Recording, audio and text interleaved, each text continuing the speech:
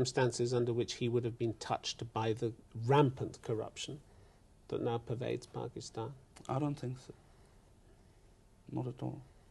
I mean, you'll be aware, for instance, that the flat that you're living in at the moment in Mayfair was actually named in the Pakistani paper, The News, last year as one of 4 which was illegally bought by your father through various Swiss and offshore companies. Well, these are things which, comes up every time there is a crisis in Pakistan. These are not new. Why don't people who are actually blaming us for that go to the courts and prove it? But do you know who owns the flat that you're living in? Well, that is not the question right now. Why not? But it's the question I'm asking you. Do you know who owns the flat? Well, it's on a rent. I'm living on a rent basis which comes from every quarter from Pakistan. You're renting it personally, or the money comes from Pakistan? The money comes from Pakistan.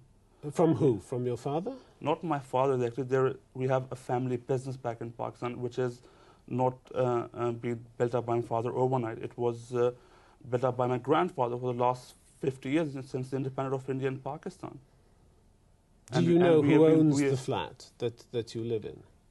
Well, actually, I'm not the right person to. But you live there. So it doesn't matter. Don't you know who it's rented from?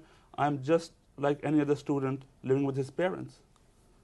I doesn't necessarily has to know about what the facts and who owns the flat and who pays for the rents and who pays for my living. But would it interest you to know that the flat is apparently owned by 2 offshore companies called Nielsen Enterprises Limited and Nesco Limited, both registered in the British Virgin Islands and managed by a company in Switzerland?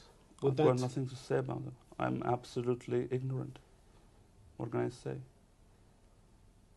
Do you have doubts when you hear information like this? I mean, these aren't new allegations. As I said, these were